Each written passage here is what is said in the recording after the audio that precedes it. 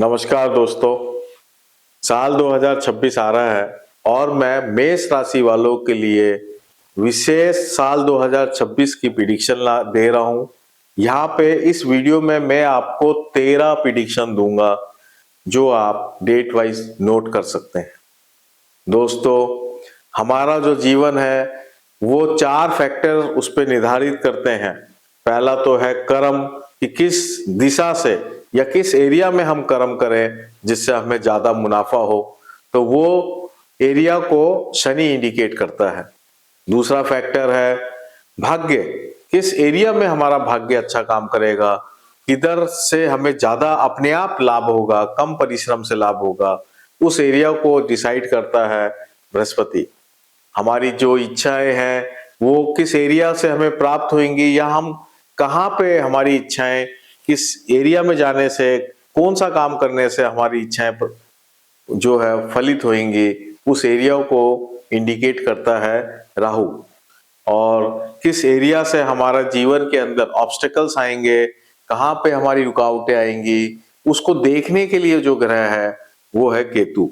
इन 4 factors को, इन 4 ग्रहों के आधारित मैं आपको पूरा वर्ष 2026 का प्रिडिक्शन दे रहा हूं। इन चारों ग्रहों का, शनि, बृहस्पति, राहु और केतु, इनका जो नक्षत्र परिवर्तन है, नक्षत्र के अनुसार जो परिवर्तन आ रहा है उससे आपके जीवन में क्या परिवर्तन आएगा, वो मैं आपको एक साल का पूरा 13 प्रिडिक्शन में आपको दे रहा हूं। तो दोस्तों, अब मैं इस वीडियो को स्टार्ट करता हूं और सबसे पहले आपको फर्स्ट प्रिडिक्शन देता हूं, वो है 1 जनवरी 2026। तो 1 जनवरी 2026 को जो ग्रहों की जैसी स्थिति है उस स्थिति को यह इंडिकेट करता है कि हम 2025 से 2026 में प्रवेश किए हैं, तो वो 1 जनवरी को क्या इन ग्रहों की, इन चारों ग्रहों की स्थिति है और हम कहाँ खड़े हैं, उस बात को 1 जनवरी 2026 जो है वो इंडिकेट करता है। अब मैं आपको वो बताता हूं कि शनि जो है पूर्व भाद्रपद नक्षत्र में है, जो कि बृहस्पति का नक्षत्र है। बृहस्पति जो भाग्य का कारक है वो भी पुनर्वसु नक्षत्र, बृहस्पति के ही नक्षत्र में। आपका जो राहु है वो सद्विषा नक्षत्र यानी राहु के नक्षत्र में है, और केतु जो है वो पूर्व फाल्गुन नक्षत्र यानी शुक्र के नक्षत्र में है। इनकी पोजीशन हम कुंडली में देख लेते हैं कि शनि 12वें घर में है और इसका नक्षत्र स्वामी बृहस्पति 3rd हाउस के अंदर बैठा हुआ है। बृहस्पति 3rd हाउस में है और इसका नक्षत्र स्वामी बृहस्पति ही है, इसलिए 3rd हाउस जो है ये हमारा हाईली एक्टिवेट हो गया है।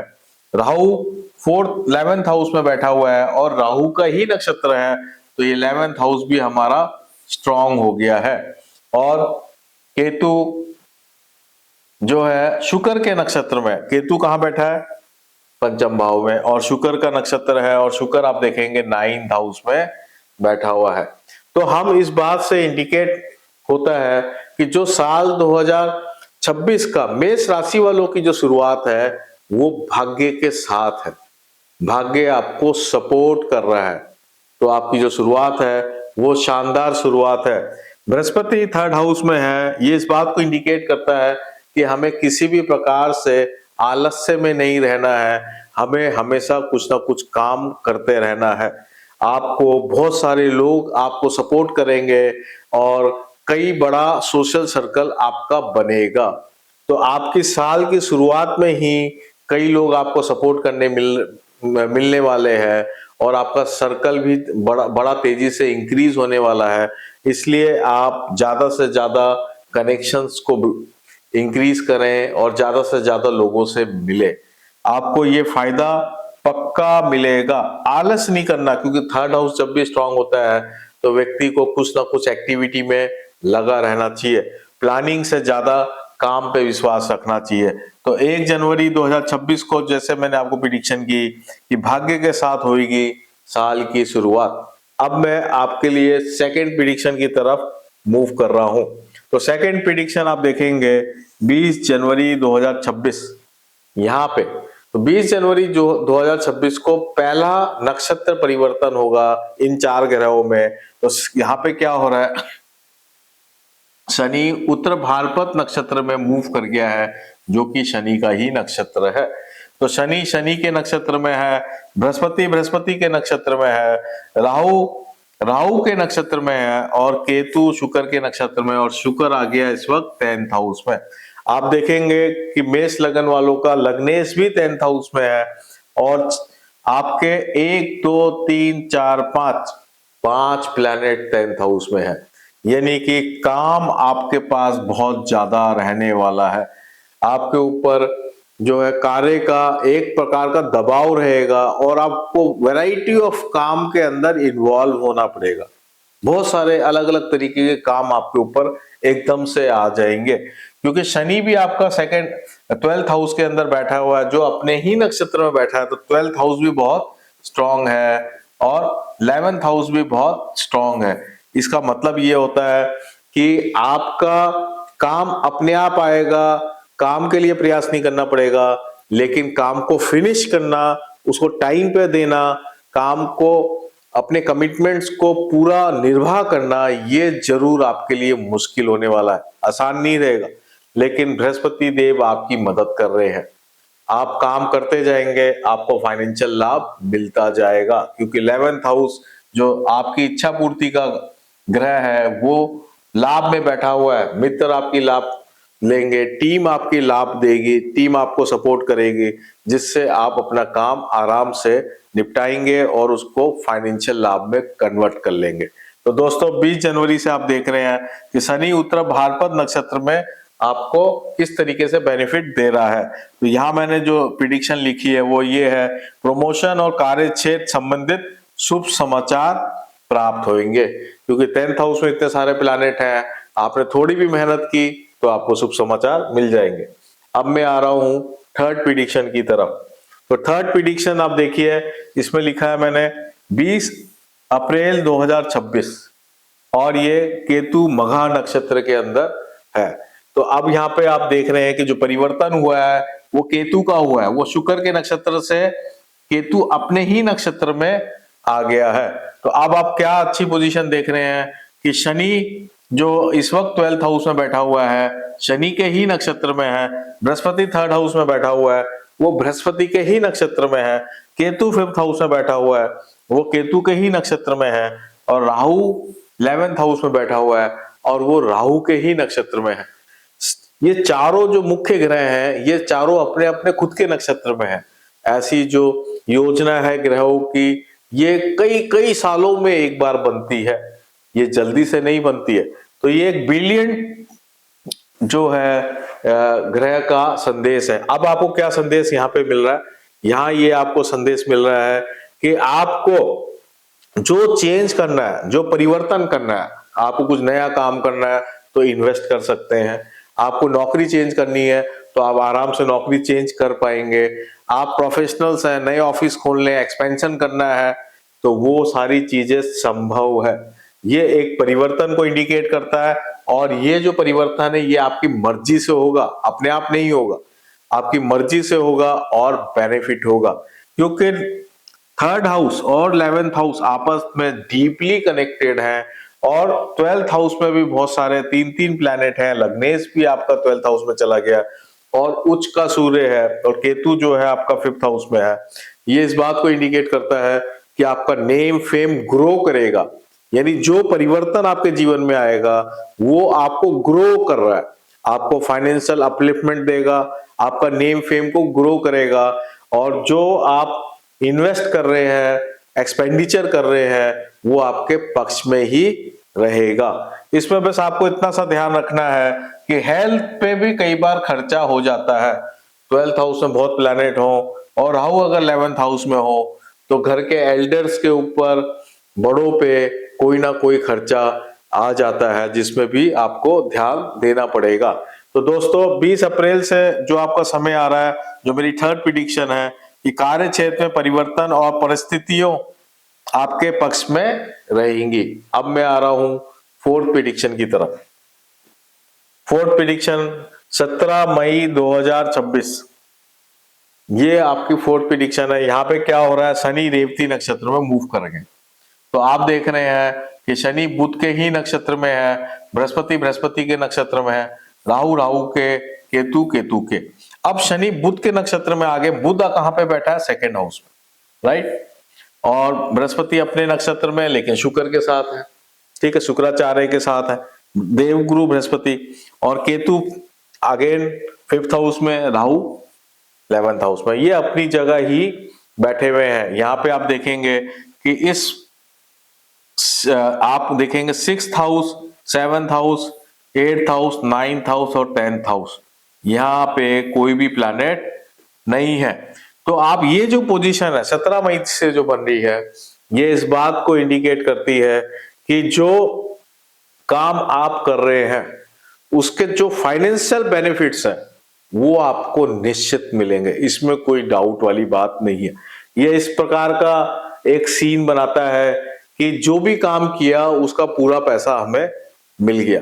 और बृहस्पति और शुक्र क्योंकि आपके 3rd हाउस में है, तो आपकी रेपुटेशन भी राइज हो रही है, और मंगल भी आपकी रेपुटेशन को तेजी से राइज कर रहा है। इस समय आप संपत्ति के में इन्वेस्टमेंट करने की विचार शुरुआत कर सकते हैं। जरूरी नहीं है कि आप इन्वेस्टमेंट करें, लेकिन उसका विचार आएंगे कि अब मैं कुछ फिक्स एसेट्स बना लूं, कुछ चीजें खरीद लूं, इस तरह के आपके विचार शुरू हो जाएंगे। तो जो भी आप काम कर रहे हैं उसमें आपको सफलता जरूर मिलेगी, लेकिन मेजर चेंज नहीं होगा। जैसा चल रहा वैसा ही चलता रहेगा और उसका लाभ मिलता रहेगा। अब मैं आ रहा हूं 5th प्रेडिक्शन की तरफ। 5th प्रेडिक्शन देखिए कब है? 18 जून 2026 से। तो 18 जून 2026 में 5th प्रेडिक्शन है। इसमें आप देखिए कि क्या चेंज हो रहा है। बृहस्पति पुष्य नक्षत्र में मूव कर रहा है यहाँ पे। तो बृहस्पति आप देख रहे हैं पुष्य नक्षत्र के अंदर मूव कर गया है। पुष्य नक्षत्र बहुत ही पवित्र नक्षत्र होता है और हर काम के लिए ये शुभ होता है। तो बृहस्पति जब पुष्य नक्षत्र में मूव कर रहा है तो वो शनि का नक्षत्र है, तो शनि 12th हाउस में, ठीक है। और बृहस्पति कहाँ आ गया? 4th हाउस में, शुक्र के साथ, शुक्राचार्य के साथ। और शनि बुध के नक्षत्र में है, बुध कहाँ पे है? 3rd हाउस में। राहु के नक्षत्र में है और केतु के नक्षत्र में है, ये वहीं का वहीं है।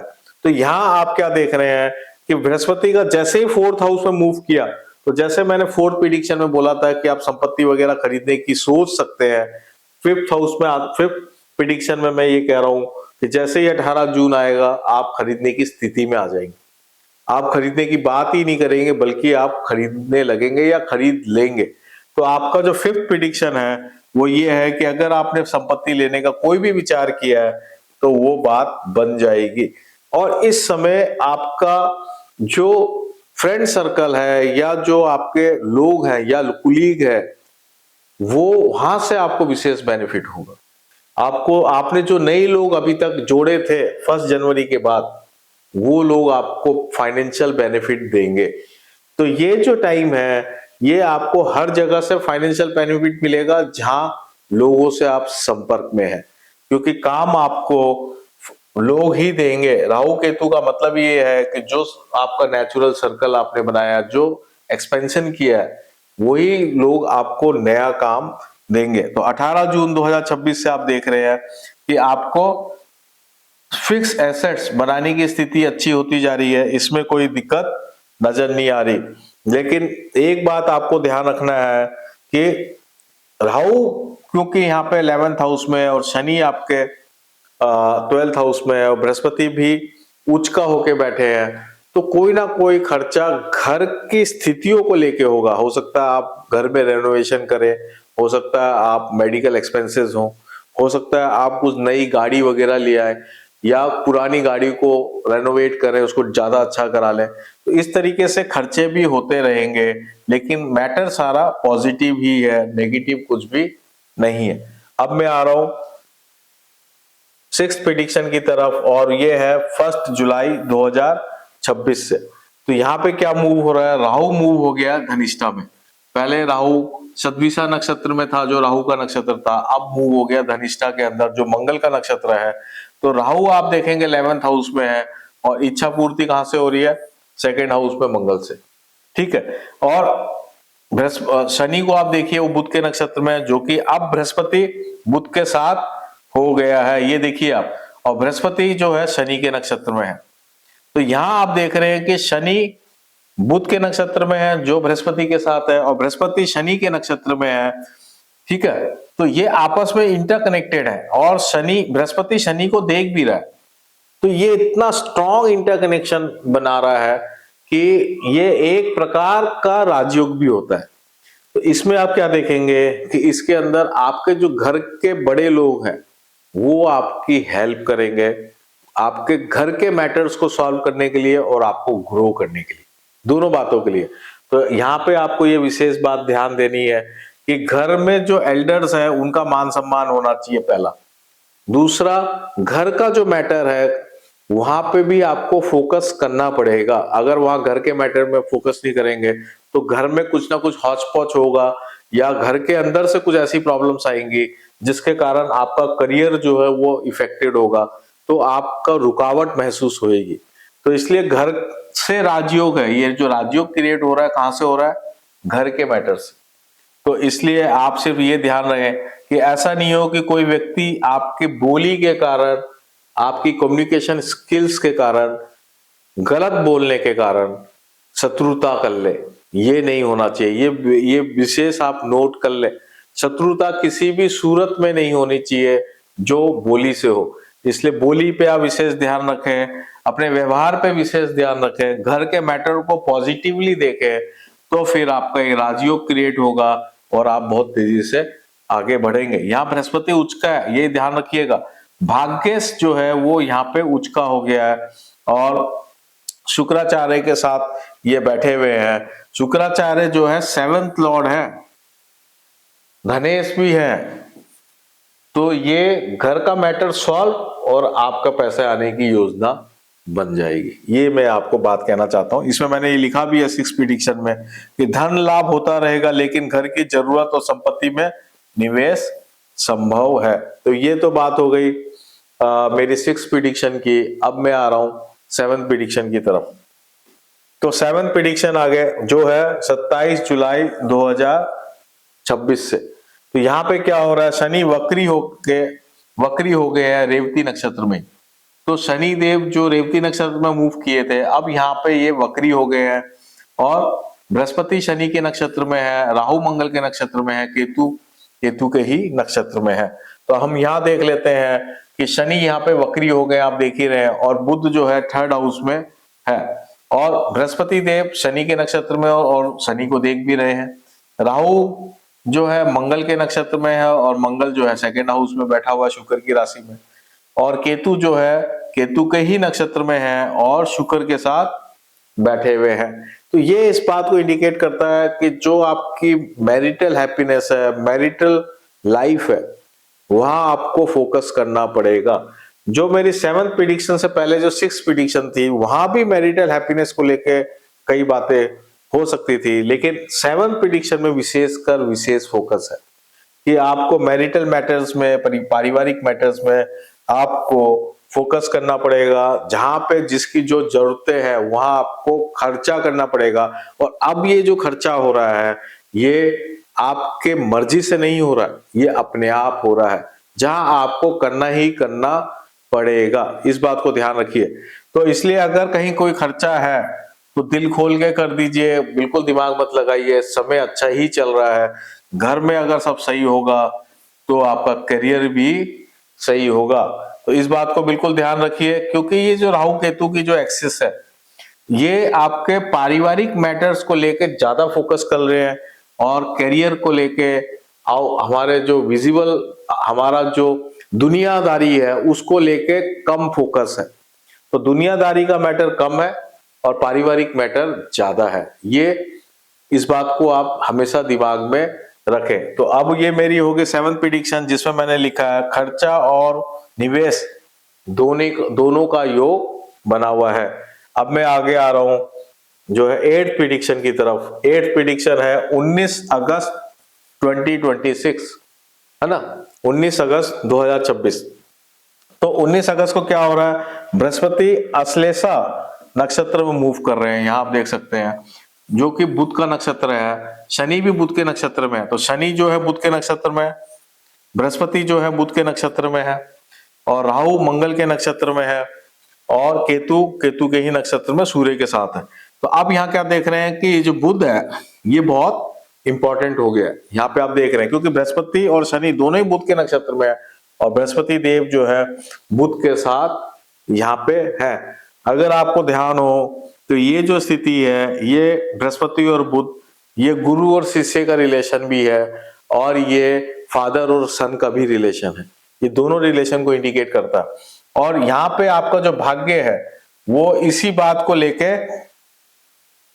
इंपॉर्टेंट हो गया। इसका मतलब ये है कि जो आपके परिवार का मैटर है, खासकर फादर और सन को लेके जो आपका जो मैटर है परिवार के अंदर, चाहे आपके पिताजी और आपका, या आपका और आपके बच्चे का, वो मैटर बहुत इंपॉर्टेंट है, उसको आपको प्रायोरिटी देनी पड़ेगी।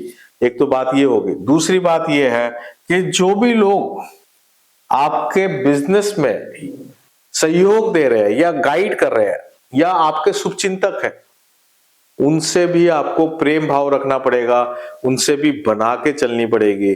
तो आपके मन में पीसफुलनेस आएगी, तभी वो आप उसको आराम से कर पाएंगे। इस बात को आपको विशेष ध्यान रखना है, क्योंकि हो सकता है कि आपके ही घर के लोग, या आपके ही घर का मतलब जो आपके सर्कल के लोग हैं, वो ही आपका काम बिगाड़ दे।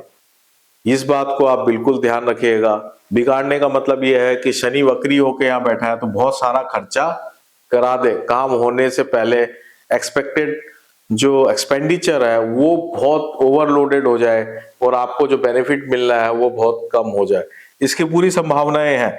तो इसलिए आपको कम्युनिकेशन स्किल्स पे बहुत ध्यान देना है। अपने लोगों का, अपने लोग और जो दूसरे लोग हैं उसके बीच में जो बारीक डिफरेंस है वो आपको ध्यान में रखना है। और जो शुभ चिंतक लोग हैं उनसे आपको किसी भी प्रकार से ईगो में आके शत्रुता नहीं करनी है। शनि केतु, सूर्य और केतु कई बार ईगो प्रॉब्लम्स देता है जिससे हमें लॉस होता है, और कई बार अगर हम हम्बल रहते हैं और हम जो जिन लोगों ने हमें मदद की है उनके प्रति हम शुक्राना रखते हैं, और हम उनके प्रति जो है श्रद्धा भाव रखते हैं, तो फिर सूर्य और केतु आपको नेम फेम देता है, फिर आपका जो नाम है वो चारों तरफ फैलता है। तो दोस्तों 19 अगस्त 2026 को मैंने आपको अब प्रेडिक्शन समझा दी है कि आपको अपनी वाणी के कारण शत्रुता हो सकती है। अब मैं आगे चल रहा हूं 9th प्रेडिक्शन की तरफ। 9th प्रेडिक्शन आप देखिए 9 अक्टूबर 2026, 9 अक्टूबर 2026 शनि वक्री होके उत्तर फाल्गुन नक्षत्र में मूव हो जाएगा। तो अभी जो है शनि जो है रेवती नक्षत्र में वक्री हो गया था, अब वापस रिवर्स चल के उत्तर फाल्गुन नक्षत्र में आ गया। तो शनि जो है शनि के ही नक्षत्र में आ गए हैं, यानी 12th हाउस बहुत स्ट्रांग हो गया। बृहस्पति बुध के नक्षत्र में है, बुध आपके 7th हाउस में आ गया है। राहु मंगल के नक्षत्र में है तो वो बृहस्पति के साथ यहाँ पे 4th हाउस में आ गए हैं, और केतु केतु के है नक्षत्र में है। अब आप यहाँ देख रहे हैं कि 9 अक्टूबर को कि जो नीचे के हाउसेस थे, घर थे, वो जो खाली थे वो अब इसमें 4 प्लैनेट यहाँ पे आ गए हैं। तो अब आपका मामला दुनियादारी और घर दोनों हो गया है। तो अब आप देख रहे हैं कि ये जो टाइम है ये एक प्रकार का संघर्ष का टाइम है, ये इजी टाइम नहीं है। अगर आप आप विदेश जाना चाहते हैं, दूसरी जगह जाना चाहते हैं और वहां जाके आप कुछ काम करना चाहते हैं, तो उसके लिए ये बहुत ही बेहतरीन समय है। अगर आप का काम इंपोर्ट एक्सपोर्ट से रिलेटेड है तो उसके लिए भी ये समय बहुत अच्छा है 9 अक्टूबर 2026 से। तो आपको जो भी काम डिस्टेंस से करना है और उसमें कुछ इन्वेस्ट करना है तो उसके लिए ये समय बन गया है। शुक्र बुध 7th हाउस के अंदर नॉर्मली आदमी का बिजनेस को एक्सपेंड करता है, प्रोफेशनलिज्म को एक्सपेंड करता है, ठीक है। लेकिन अगर आप जॉब में हैं तो जॉब में थोड़ा संघर्ष भी देता है। तो अब आपका जो टाइम ऐसा चल रहा है कि परिवार की जिम्मेदारी और बाहर की जिम्मेदारी दोनों को बैलेंस करके चलना पड़ेगा। परिवार की जिम्मेदारी बिल्कुल भी कम नहीं हुई है, वो वहीं की वहीं बनी हुई है, वहां की चिंता एज इट इज रहेगी, उसमें आपको ज्यादा से ज्यादा टाइम देना पड़ेगा। तो यहाँ पे आप बैलेंस करके आपको चलना है। तो मैंने क्या लिखा है 9th प्रेडिक्शन में, पारिवारिक जिम्मेदारी पर विशेष ध्यान होगा, संपत्ति में निवेश हो सकता है। बिल्कुल संपत्ति का योग लगातार चल रहा है, इसलिए वहां कोई बात वो कम नहीं हो रही है। तो कई बार मैं जब ये बात कहता हूं कि निवेश होगा, इसका मतलब कई बार ये होता है कि हमें लीनियज से कोई संपत्ति मिलनी हो, परिवार से कोई संपत्ति मिलनी हो, उससे रिलेटेड कोई डिस्प्यूट्स हो, तो उसको भी सॉल्व इस समय होते हैं। ऐसे टाइम में वो सॉल्यूशन होता है।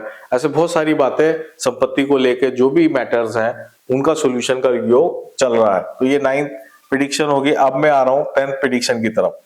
10th प्रेडिक्शन है 31 अक्टूबर 2026। तो 31 अक्टूबर 2026 को आप देख रहे हैं कि बृहस्पति मघा नक्षत्र में मूव कर गए हैं, जो कि केतु का नक्षत्र है। तो आप क्या देख रहे हैं, शनि के नक्षत्र में, बृहस्पति केतु के नक्षत्र में, राहु मंगल के नक्षत्र में और केतु के ही नक्षत्र में। तो यहाँ बृहस्पति और केतु 5th हाउस में आ गए हैं। यहाँ शनि सिंह राशि में मूव कर गए हैं और बृहस्पति और केतु दोनों एक साथ है। केतु के नक्षत्र में, बृहस्पति केतु के नक्षत्र में। तो ये जो कॉम्बिनेशन है ये इस बात को इंडिकेट करता है कि जो हमारे पितर हैं, जो हमारे एंसेस्टर्स हैं, उनकी ब्लेसिंग से ही आपके पारिवारिक मैटर्स सॉल्व होंगे। इस बात को आप बिल्कुल ध्यान रखें। तो वो उनका सॉल्यूशन वहीं से ही होगा। इसका मतलब ये भी होता है कि कई बार जो आपके बहुत एल्डर्स लोग हैं, हो सकता है वो आपके जीवन में सॉल्यूशंस लाके दें या उनकी मदद से बहुत सारे काम आपके बन जाए। तो ये बात आप इस बात को बिल्कुल ध्यान रखिएगा जो मैंने आपको बोला है। तो यहाँ पे आप फील करेंगे कि आपके रुके हुए काम बनने लग गए हैं। जो काम अभी तक संघर्ष हो रहा था वो संघर्ष कम हो गया और अपने आप चीजें होने लग गई हैं। सूर्य बुध और शुक्र ये 7th हाउस में है, तो पद प्रतिष्ठा भी आपकी इंक्रीज होगी। शनि वक्री हो गया है, ये आपको लाभ देने के लिए सक्षम है। राहु तो आपको लगातार लाभ दे रहा है साल के शुरुआत से ही। तो बाहर के दोस्त, नए दोस्त, अनजान दोस्त आपको मदद लगातार कर रहे हैं। अब मैं आगे चल रहा हूं 11th प्रेडिक्शन। 11th प्रेडिक्शन है 25 नवंबर 2026। यहाँ पे राहु और केतु जो है राशि परिवर्तन कर रहे हैं। ठीक है, तो केतु क्या करेंगे कि केतु अश्लेषा नक्षत्र में मूव कर जाएंगे, जो कि बुध का नक्षत्र है, और राहु जो है मंगल के नक्षत्र में है, बृहस्पति केतु के नक्षत्र में और शनि के नक्षत्र में है। तो केतु बुध के नक्षत्र में मूव कर गए हैं और ये दोनों ने स्थान परिवर्तन कर लिया। अब राहु जो है 11th हाउस से 10th हाउस में आ गए हैं और केतु देव जो है 5th हाउस से 4th हाउस में आ गए हैं और अब ये 4th 10th एक्सिस के अंदर आ गए हैं। तो ये इस बात को अगेन इंडिकेट कर रहा है, क्योंकि बृहस्पति अभी भी केतु के ही नक्षत्र में, केतु 4th हाउस में, कि घर के देवता, घर के कुलदेवी देवता वो ही आपको मदद करेंगे। आपको इस समय जब ये राहु केतु ने राशि परिवर्तन किया, इस समय आपको शुरुआत में ही आपको जो है अपनी कुलदेवी देवताओं के स्थान पे जाके पूजा आराधना करनी चाहिए। जो भी ट्रेडिशनल तरीका है उसको आपको फॉलो करना चाहिए अपनी देवी देवताओं के प्रति। वहां कोई लापरवाही नहीं बरते हैं, तो फिर आने वाला जो लंबा समय है, क्योंकि राहु केतु जो है 18 महीने अपने आपके ये 4th और 10th हाउस में रहने वाले हैं, तो आपको विशेष जो है आशीर्वाद देंगे और आपको फायदा मिलता रहेगा। नहीं तो आपको कहीं ना कहीं रुकावट भी यही ग्रह देते हैं। तो इस बात का आप बिल्कुल ध्यान रखें। तो मैंने यहाँ पे जो लिखा है कि पितरों की दिव्य कृपा से ही आर्थिक उन्नति होगी। आर्थिक उन्नति होने का जो मेन कारण है कि बृहस्पति और मंगल गजब स्थिति में है, शानदार स्थिति में। कितनी भी मुश्किल आ जाए फिर भी आपको फाइनेंशियल प्रोग्रेस मिलती रहेगी। तो अब मैं आगे चल रहा हूं 12th प्रेडिक्शन की तरफ। तो 12th प्रेडिक्शन आप देखिए, शनि मार्गी हो जाएगा यहाँ पे उत्तर भाद्रपद नक्षत्र में। तो यहाँ पे अभी तक वक्री था शनि, अब ये मार्गी हो गया। तो शनि अपने ही नक्षत्र में मार्गी है, बृहस्पति केतु के ही नक्षत्र में है और राहु मंगल के ही नक्षत्र में है, जो कि बृहस्पति और मंगल अब इकट्ठे हो गए। ठीक है, और केतु जो है बुध के नक्षत्र में। अब बुध कहाँ चला गया है? 8th हाउस में। तो केतु 4th हाउस में, उसका नक्षत्र स्वामी जो है वो 8th हाउस में चला गया है। तो अब ये इस बात को इंडिकेट कर रहा है कि जो आपका जो फोकस है वो संतान को लेके है कि आपकी संतान आगे बढ़ रही है या नहीं बढ़ रही है, या आपके जो बड़े हैं वो आपकी बहुत चिंता कर रहे हैं क्योंकि आप उनकी संतान है। ठीक है, उनका फोकस ये हो गया कि मेरा बेटा कैसा करेगा, कैसा नहीं करेगा। जो आपके घर के बड़े लोग हैं, चाहे वो आपके पिताजी हैं, चाहे आपके दादाजी हैं, चाहे दादी है, चाहे मदर है, या ताऊ वगैरह कोई भी है, जहां भी आपका स्नेह है, तो वो आपकी चिंता करने लग गए हैं। ठीक है, तो एक तो ये बात हो गई है। दूसरा, ये समय बहुत सारे काम बनने के भी हैं। जैसे मैंने लास्ट 10वीं प्रिडिक्शन 11th प्रिडिक्शन में जो बात बोली थी, अभी हम 12th प्रिडिक्शन पे है, तो वो बात भी कंटिन्यू की कंटिन्यू ही है।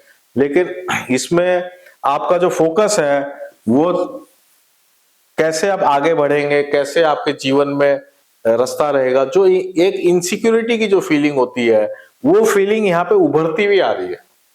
लेकिन अगर आप मेहनत करते रहेंगे और आप अपने काम के प्रति फोकस करेंगे, तो वो भी समय पॉजिटिव ही जाएगा। काम रुक नहीं रहा है। बस मैं आपको बार बार ये बात इसलिए बोल रहा हूं कि कोई नेगेटिव समय नहीं है, ये पैटर्न कैसे चल रहा है वो बात बता रहा हूं कि कैसे जीवन में आगे हमारा सिस्टम चल रहा है। तो कोई चीज रुक नहीं रही है, सब कुछ बढ़िया ही चल रहा है, लेकिन सोच कैसे कैसे हमारी बदल रही है वो मैं बात आपको बता रहा हूं। तो एक्सपेंसेस होते रहेंगे, धार्मिक काम होते रहेंगे, और शादी ब्याहों से रिलेटेड काम होते रहेंगे, ये सारी बात संतान से रिलेटेड काम होते रहेंगे, और उनके प्रति चिंता भी रहेगी। अब मैं आ रहा हूं लास्ट जो है अपनी 13 प्रेडिक्शन की तरफ। 13 प्रेडिक्शन में केवल बृहस्पति जो है यहाँ वक्री हो गए हैं, बाकी सारे ग्रह एज इट इज है। शनि जो है शनि के ही नक्षत्र में है, बृहस्पति केतु के नक्षत्र में है, और राहु जो है मंगल के नक्षत्र में है। मंगल जो है बृहस्पति के साथ है, और केतु बुध के नक्षत्र में 8th हाउस में है ना। 2 दिन बाद ही 13 प्रेडिक्शन जो है वो 13 दिसंबर की है, 12th प्रेडिक्शन जो है वो 11 दिसंबर की है। तो ये लगभग लगभग वैसे ही फोकस है। राहु जब 10th हाउस में आता है तो आदमी को विशेष तरक्की देता है, अलग प्रकार का उसका एटमॉस्फेयर बनता है, और जो नेता टाइप के लोग होते हैं, जो बहुत पावरफुल लोग होते हैं, उनसे दोस्ती भी होती है। तो ये जो टाइम है, ये टाइम उस तरह का इंडिकेट कर रहा है।